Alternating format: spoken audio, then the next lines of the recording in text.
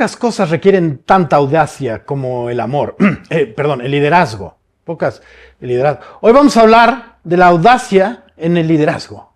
Aquí en Mira quién manda.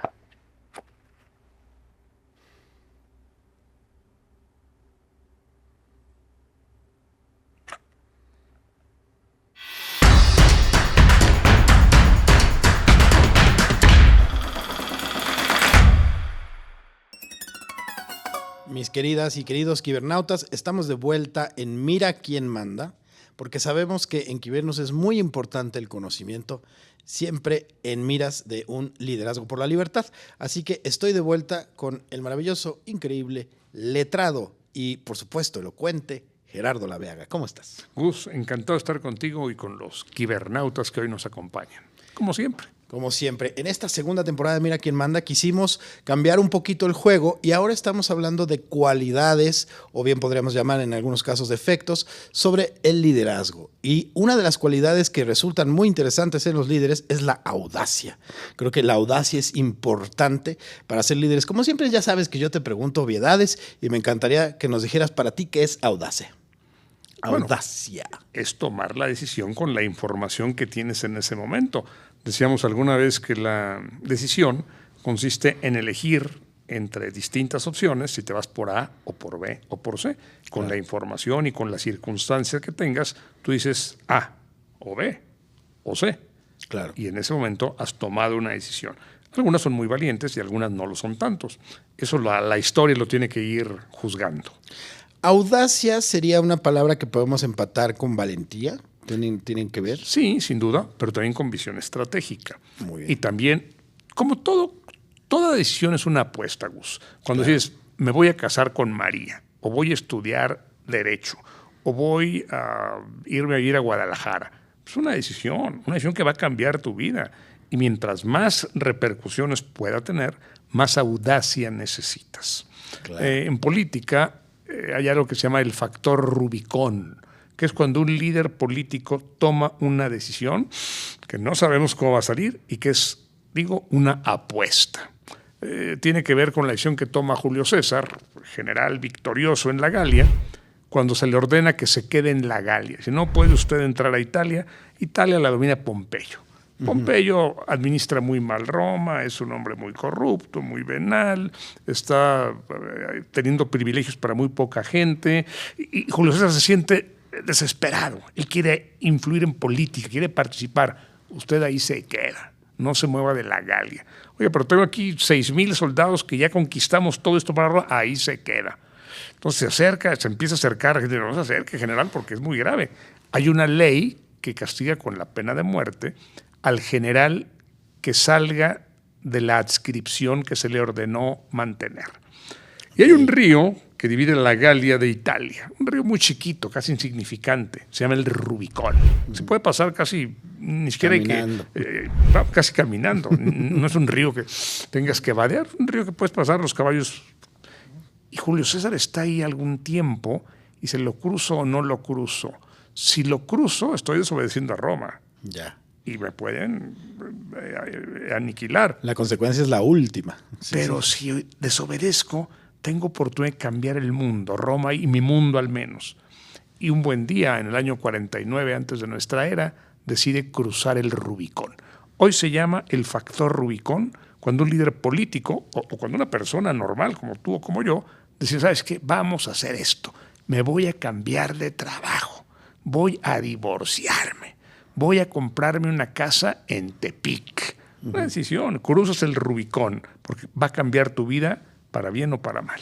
Grandes cambios implican grandes decisiones. Al final toma la decisión de cruzar el Rubicón. Y ya nada más por el chismecito histórico. ¿Qué pasó cuando lo cruzó? Bueno, cambió todo, se hizo dueño de Roma, Pompeyo salió corriendo de ahí y él empezó a tomar las grandes decisiones. Se creó un triunvirato al principio, después uno de los miembros del triunvirato fracasó, fue asesinado por los partos, Craso. Se quedan él y Pompeyo como dueños de esto, César empieza a crecer demasiado, Pompeyo sale corriendo, van a pelear una última guerra en Farsalia. Finalmente Pompeyo va a huir a Egipto, donde cree que tiene toda la gente de su lado. Pompeyo, el gran general que fue aliado de César, en otra época, y cuando llega a Egipto, Ptolomeo quiere quedar bien con César y le corta la cabeza a Pompeyo. Cuando César llega a Egipto, le dice: aquí está la cabeza de Pompeyo. Julio César, soy tu amigo, yo juego contigo. Él también apuesta, claro, porque César finalmente no va a querer negociar con Pompeyo, sino con su hermana y esposa, que es Cleopatra. Claro. Pues a Ptolomeo le salió todo mal. Si hubiera apostado por Pompeyo, a lo mejor él habría sido el jefe de Egipto y habrían enfrentado mejor a César. Pero todas son apuestas, son apuestas. Eso está interesantísimo, porque 3 personas toman decisiones audaces en diferentes momentos. Uno, cruzar el Rubicón; el otro, irse a Egipto; y el otro, llevar la cabeza. Unas salieron, otras no. Evidentemente, el que se quedó sin cabeza dijo: mi decisión audaz tal vez no fue la mejor. Pero eso lo pensó un poco antes de que le cortaran la cabeza. Un segundo antes dijo: ups. Ahí se inventó el ups. No es cierto, esto es desinformación histórica. Entonces, qué importante es entender eso, que la decisión puede traer grandes consecuencias y por lo mismo implica una gran valentía. Pero también mencionaste hace rato la palabra estratégica. Son decisiones estratégicas. Por ahí de pronto el riesgo es alto y no siempre sale. Y dices que ahora se llama el factor Rubicón. Cuando el líder tiene que tomar una decisión importante, pero también un factor Rubicón en tu vida o en la mía. Claro, en la vida cotidiana, que puede ser esta decisión importante que de alguna manera genera completamente caminos distintos, cambios grandes. Si usted, amigo, amiga, está ante un factor Rubicón, siempre piense que pues, igual sale, igual no, igual casarse con María terminó siendo una pésima idea, pero no lo sabes hasta que lo decides. Todo es una apuesta. Y en política, el verbo apostar es uno de los grandes ejes que rigen la profesión. Qué fuerte hecho, ¿no? Está bien fuerte verlo así. La apuesta es uno de los grandes ejes. Es que son muchos factores los que están en juego. Si solamente hubiera un factor, o si conociéramos todos los factores que hay alrededor, sería muy fácil tomar decisiones. Claro. Por eso es tan importante tener la mayor cantidad de información posible, pero aún así te puede fallar. Y por eso es tan importante aprender a jugar ajedrez, amigos. Porque la estrategia ahí lo es todo. Pero bueno, regresando, ¿qué otro líder se te viene a la mente cuando piensas en este señor tomó una decisión audaz, independientemente si resultó bien o no, pero ¿qué otro líder se te ocurre en el camino? Hay muchos, y no solamente en el ámbito político. Se me ocurren los grandes exploradores. Pienso en Vasco de Gama, pienso en Cristóbal Colón, pienso en los grandes conquistadores, cuando van al Polo Norte, al Polo Sur, cuando van a entrar a África. A muchos les costó la vida. Conocemos a los que triunfaron. Claro. Pero los que fracasaron, pues ya se los comió la selva o se quedaron congelados en el hielo. Bueno, el capitán Scott quedó congelado y aún así lo recordamos por muchas razones. Claro. Pero ciertamente pienso en un gran aventurero que a mí me encanta, Fernando de Magallanes, portugués. Sí. Él está convencido de que hay un paso y que puede llegar del nuevo continente americano a Asia. Hay un paso. El señor, no hay ningún paso, hay un paso. El rey Manuel de Portugal no le hace el menor caso, va con los reyes católicos, va con uno, va con otro, finalmente sale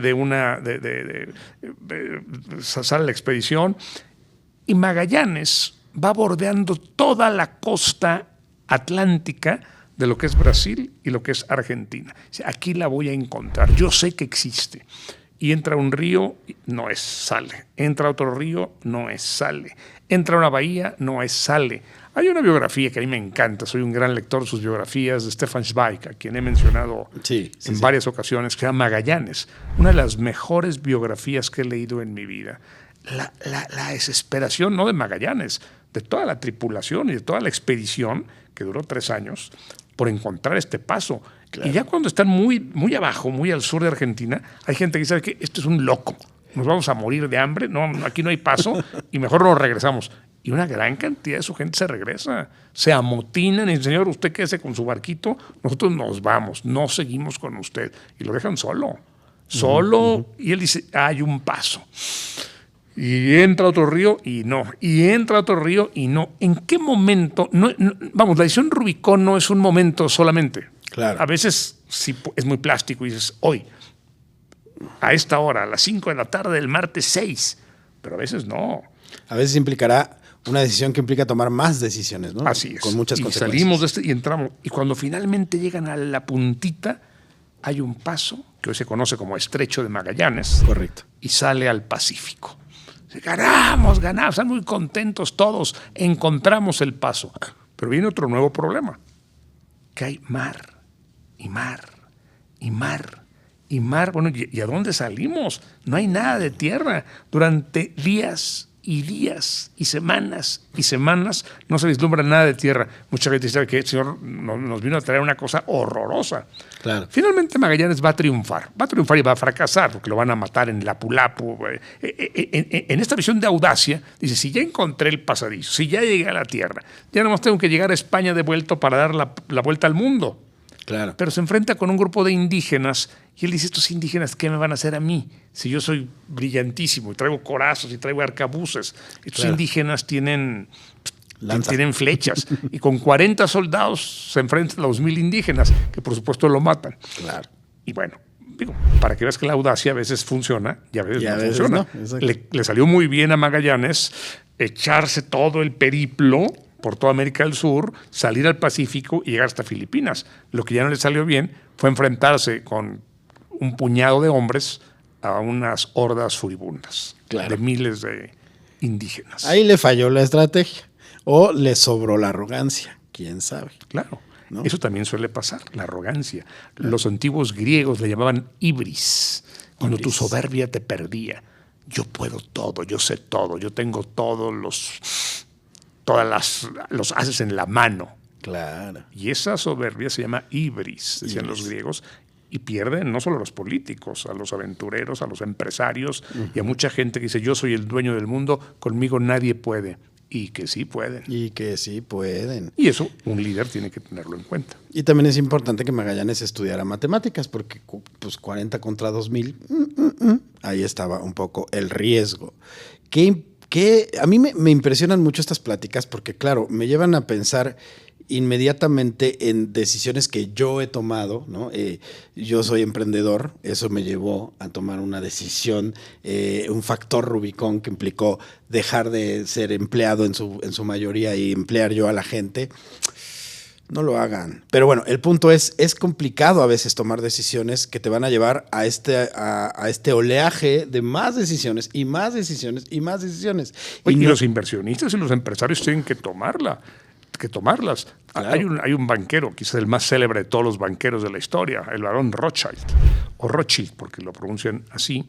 En 1815 hay dudas, va a ganar Napoleón, va a perder, y dicen que él mismo fue, otros dicen que no fue él mismo, que mandó a alguien, pero que él mismo estaba pendiente ahí en la batalla de quién ganaba. Y en cuanto se da cuenta que ganó Wellington, toma una diligencia al puerto, toma un barco, ya lo estaba esperando, va a Londres y vende todas sus acciones.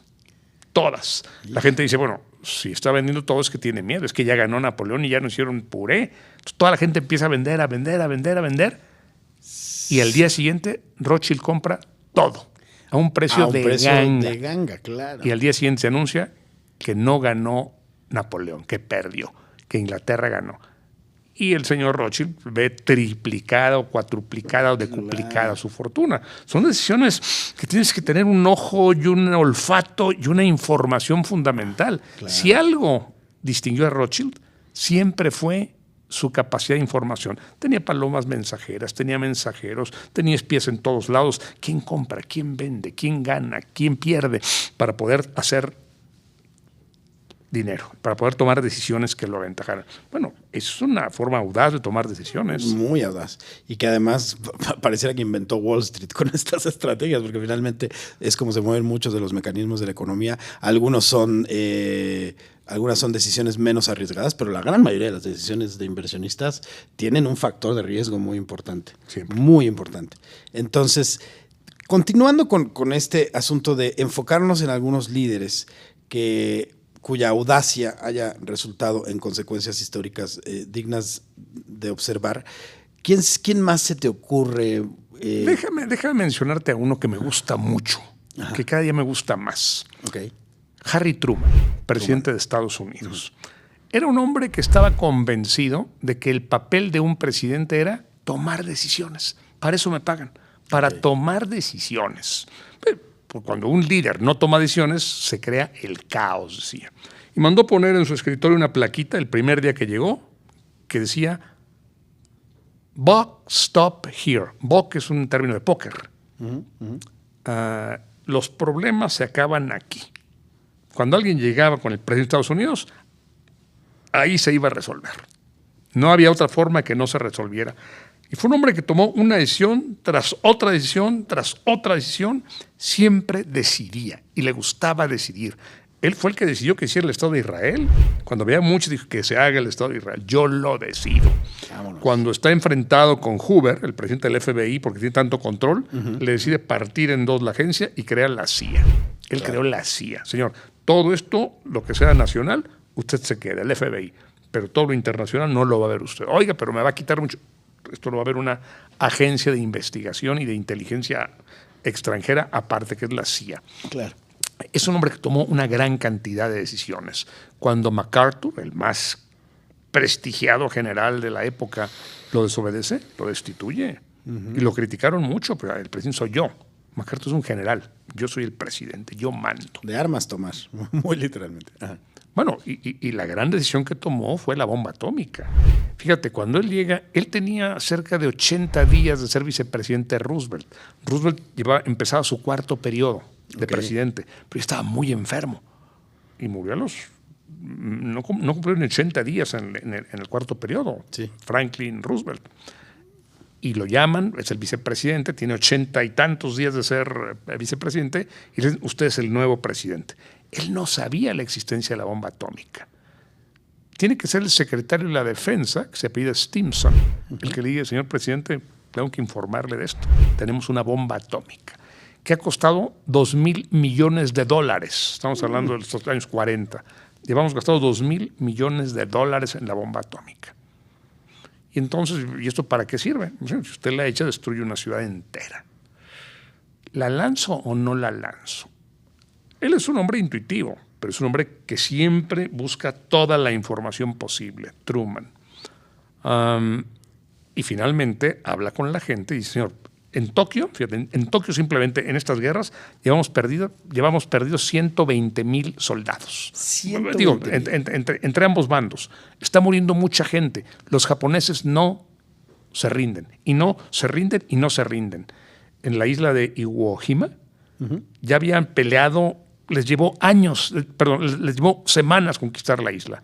Simplemente porque no se rendían. Los japoneses no se rendían y preferían morir hasta el último. Sí, claro. Y entonces Truman dice, lancen la bomba. Y se lanza en Hiroshima y en Nagasaki. En Hiroshima hubo 80,000 muertos, en Nagasaki 70,000, más toda la gente quedó lastimada. Claro, todas y las cuando le consecuencias... preguntaban a Truman, oiga, ¿fue la decisión más difícil de su vida?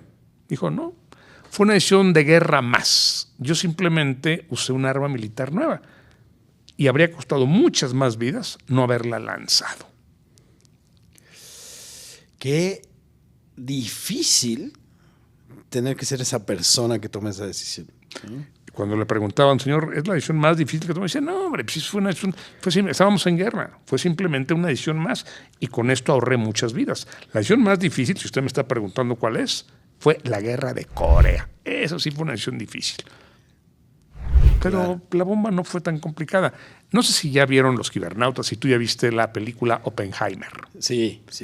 Hay una escena en que Oppenheimer va tembloroso a ver al presidente Truman y le dice, señor presidente, no duermo, no como, vivo angustiado porque yo creé esta arma para destruir y yo causé todas estas muertes. Y le dice Truman, a ver. La decisión de lanzar la bomba no fue suya, fue mía. Váyase. Y le dice a su ayudante, no me voy a traer este lloricón aquí, llorón que se va a llorar a otro lado. Sí. La señora tomé yo, y el señor que no duerme y que no come. Sí, exacto. Que no me lo cuenten a mí, la decisión la tomé yo. Es un gran momento, de hecho, actuado por Gary Oldman. 5 minutos Gary Oldman sale, 2 minutos sale de Truman y hace un personajazo, uno de los grandes. Ya hablaremos después de líderes en la ficción y en Hollywood. Gary Oldman, mis respetos. Sí, gran película. Me gustó. Gran película. Me gustó. Además, me gustó que sí mantuvieron como este respeto histórico, que no fue nada más un dramón, porque es muy fácil en Hollywood caer en el melodrama, pero plantean muy bien todos los elementos. Ahora, pienso yo, en este factor Rubicon, en este momento de audacia, ¿cuál debería ser, si pensamos una vez más en nuestros cibernautas y en el tipo de consejos que les podemos dar, cuál debería ser los factores que debes considerar para poder distinguir justo audacia de simplemente arrojo o arrogancia o solo estoy tomando una decisión o imprudencia, ¿no? Te lo voy a decir de una manera muy pragmática. No va a gustarte, pero te lo voy a decir. Si sale bien, fue audacia. Si sale mal, fue imprudencia.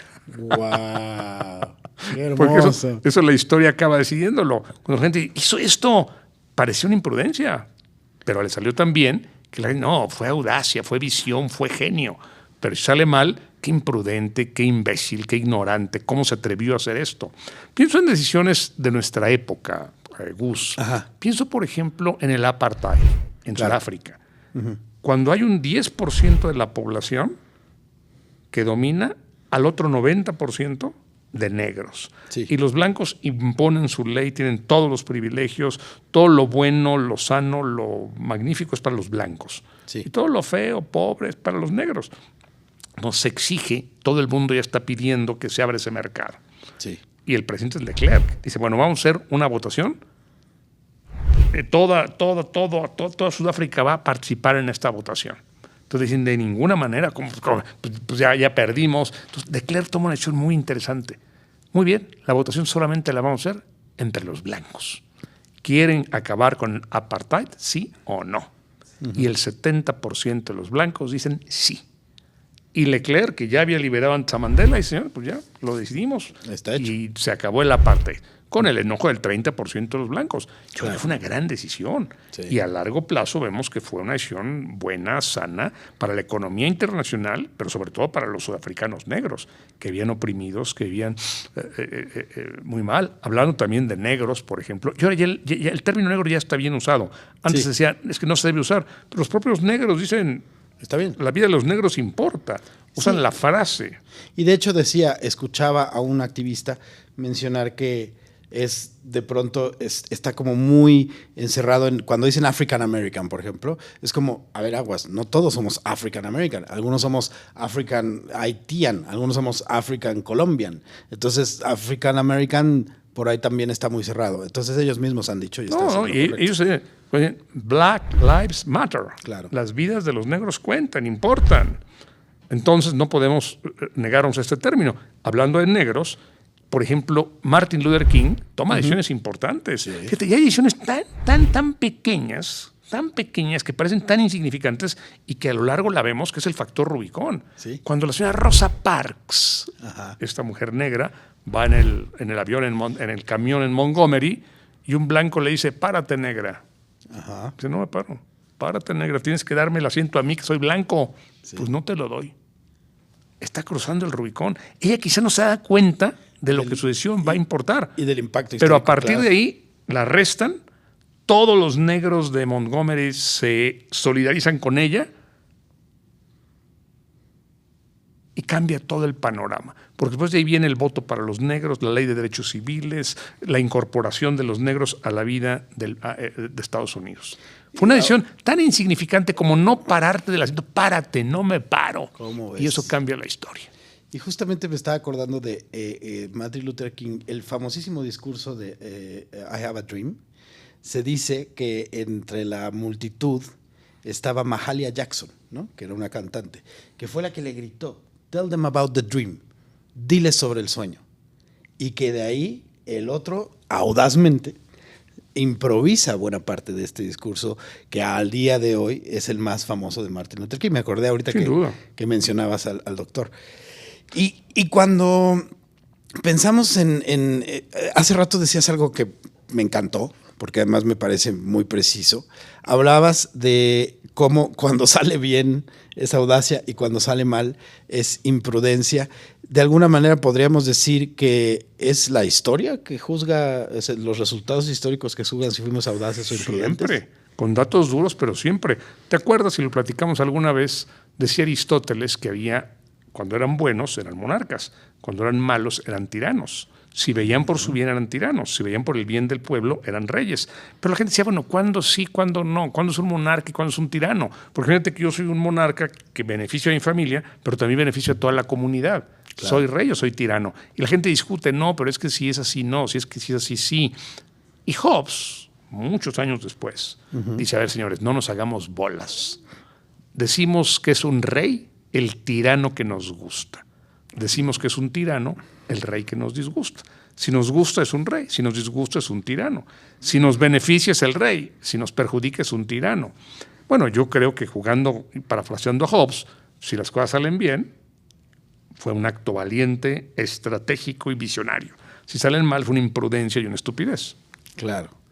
Y cómo, cuando mencionabas a Rosa Parks, cómo muchas veces esas decisiones que en su momento uno podría juzgar de, no fue la gran cosa, después tuvieron grandes oleadas. Simplemente Isabel I rechazando el matrimonio, por ejemplo, ¿no? Que la llevó a convertirse en todo un ícono. Pienso y conforme más reviso mis referentes históricos, más me doy cuenta de cómo muchas veces la historia se forjó a partir de decisiones que tomaron los audaces que quizá en su momento no entendían el alcance de su audacia, ¿no?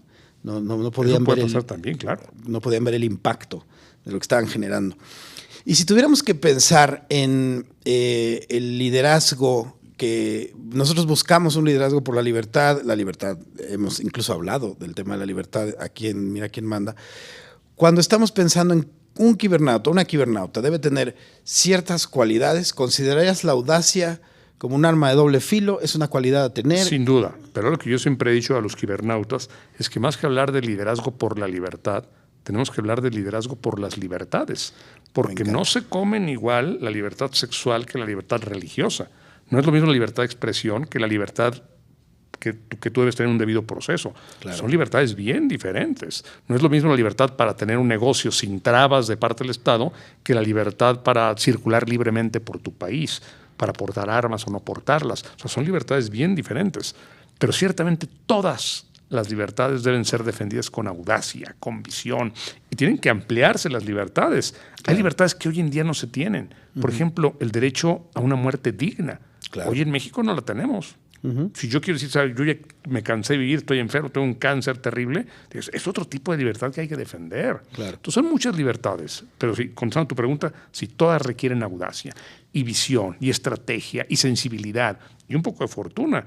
Cuando corren a Steve Jobs de Apple, sí, alguien dice 10 años después, la mejor solución para Apple es volver a contratar a Steve Jobs y volver a contratar a Steve, y fue una decisión fantástica. Fue la mejor decisión que hubieran podido tomar por todos los aparatos que hoy tenemos, claro, que no tendríamos si no hubieran vuelto a contratar a Steve Jobs. Claro. Fíjate cómo esas pequeñas decisiones, si contratamos a UAB, también cuentan. Hernán Cortés quemó o no quemó sus naves. Pensé en decisiones audaces. No las quemó, las barrenó. Okay. Quemarlas era muy complicado, muy costoso, cómo hechas. Y dicen que las barrenó y que todas las piezas las aprovechó. Las aprovechó. Más bien, es más, fíjate, ni siquiera las barrenó. Quizás su idea principal fue barrenarlas. Pero conociendo lo pragmático era Cortés, dijo, ¿por qué voy a quemar toda esta madera que me es tan útil? Claro. ¿Por qué voy a desperdiciar todos estos elementos? Probablemente las trajo, las desarmó.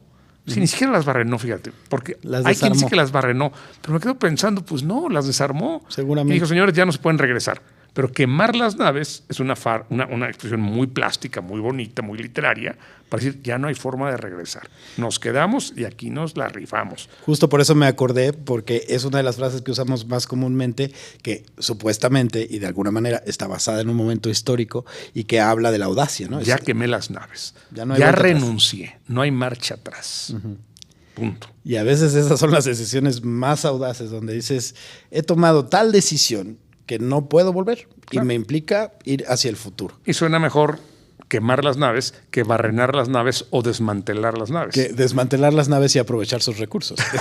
Exacto. Sí, pero conociendo a Cortés, que era un pragmático de cepa, es imposible que las haya mandado a quemar. Seguramente. Pero sí, con fines dramáticos, quemen sus naves cuando quieran tomar decisiones audaces, pero siempre de forma... No hay manera. Y también la estrategia implica, hablando de Martin Luther King, que me parece que es muy estratégico, cuando hace la gran marcha hacia Selma, desde Montgomery a Selma, sí, La segunda vez lo enfrenta el ejército. La primera vez le da una paliza. Sí. La segunda se le enfrenta al ejército. Sale en la película que se llama Selma. Y Martin Luther King, a pesar de todo el ímpetu, de toda la fuerza, que no importa que nos peguen y que nos maten, dice, regresamos. Porque ahí está la policía, no nos va a dejar pasar y van a morir muchas gentes. Y el señor se regresa. Y toda la gente que ya se había organizado para cruzar el puente, se regresa. Sí. Pero Martin Luther King no está renunciando. Siempre dice, ahorita no es el momento de hacer esto. Busca apoyos y logra que el presidente Lyndon Johnson le dice, señores, que la policía del Estado está ahí para no hacer nada por nosotros. La policía nos está riendo a nosotros mientras la gente llega a golpearnos. Y Lyndon Johnson le manda a 2,000 soldados y le manda a la Guardia Nacional y le manda a marines a ver si ahora sí atrévanse a hacer algo. Y ahora sí, la tercera vez cruza perfectamente. O sea, es un pragmático también. Claro. O sea, las decisiones a veces hay que tomarlas con más apoyos. Sí, claro. A veces cuando no tienes dinero, lanzarte a una empresa loca, pues, vas a perder lo poco que tenías. Claro. Pero si tienes un inversionista detrás, ya puede hacerlo con más elementos, como lo hizo Martin Luther King la tercera vez que cruza el puente de Selma, hacia Selma. Y su audacia era innegable, pero también estratégica, porque pensamos que, claro, era fácil que se le juzgara como de, te estás acobardando, te estás haciendo hacia atrás. No. Primero, mi gente, esto no funciona así, tenemos que arreglarlo. Y entonces recula para tomar una mejor decisión. Y eso también es audacia, porque implica enfrentarse al juicio o a los prejuicios que pueda tener la gente por no entender todos los factores de esa decisión. Pues una vez más se nos fue el tiempo volando. Yo encantado de quedarme aquí platicando horas contigo, Gerardo, pero se nos acabó este programa. No se preocupen, en esta segunda temporada tenemos muchísimo que ofrecerles, porque nos encanta estar con ustedes. Pónganse a platicar en el Cibercafé ahí. ¿Qué onda? ¿Qué piensan ustedes? ¿Cuándo la decisión es audaz? ¿Cuándo han tomado ustedes decisiones audaces? ¿Qué considerar cuando toman una decisión audaz? Para eso estamos aquí, para abrir conversación. Te agradezco muchísimo una vez más tu presencia, que siempre nos dejas con ganas de saber y aprender más. Así que, Gerardo, muchas gracias. Gus, el agradecido soy yo, y a los cibernautas que nos acompañan, muchas gracias también. Recuerden seguirnos, recuerden estar pendientes de si por ahí sale el QR para sus Kibs, y muchísimas gracias por ser parte de Kibernos. Nos vemos a la próxima. Ahí nos vemos, Kibernautas.